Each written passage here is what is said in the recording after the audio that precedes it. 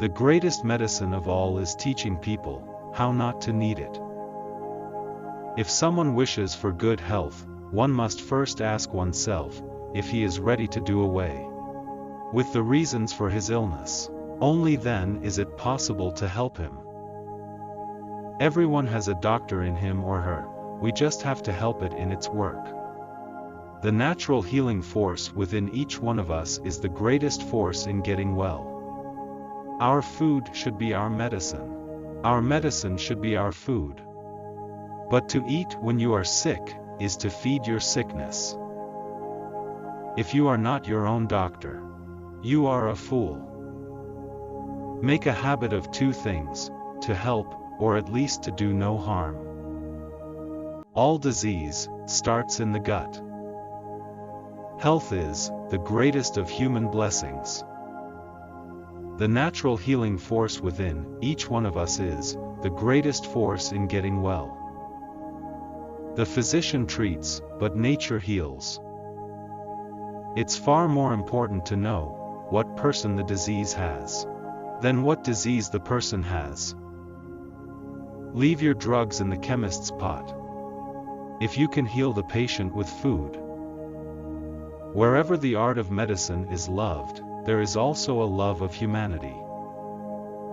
Foolish the doctor who despises the knowledge acquired by the ancients.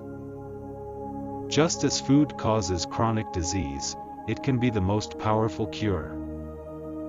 To do nothing is sometimes a good remedy.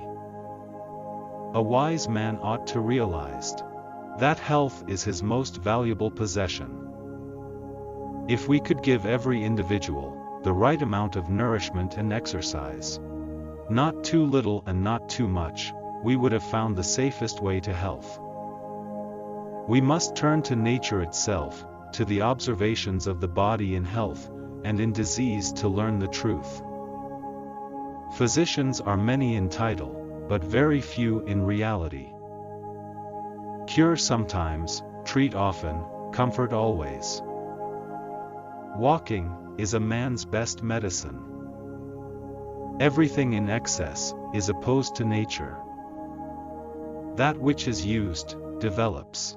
That which is not used wastes away. Sport is a preserver of health. Nature itself is the best physician. The function of protecting and developing health must rank even above that of restoring it when it is impaired. The way to health is to have an aromatic bath and a scented massage every day. Natural forces within us are the true healers of disease. Men ought to know that from the brain and from the brain only arise our pleasures, joys, laughter, and jests, as well as our sorrows, pains, griefs and tears. It is the same thing which makes us mad or delirious, inspires us with dread and fear, whether by night or by day, brings us sleeplessness, inopportune mistakes, aimless anxieties, absent-mindedness, and acts that are contrary to habit. All parts of the body which have a function, if used in moderation, and exercised in labors in which each is accustomed, become thereby healthy, well-developed and age more slowly. But if in use they become liable to disease, defective in growth and age quickly. Each of the substances of a man's diet acts upon his body and changes it in some way, and upon these changes his whole life depends. A physician without a knowledge of astrology has no right to call himself a physician. It is most necessary to know the nature of the spine. One or more vertebrae may or may not go out of place very much, and if they do, they are likely to produce serious complications and even death.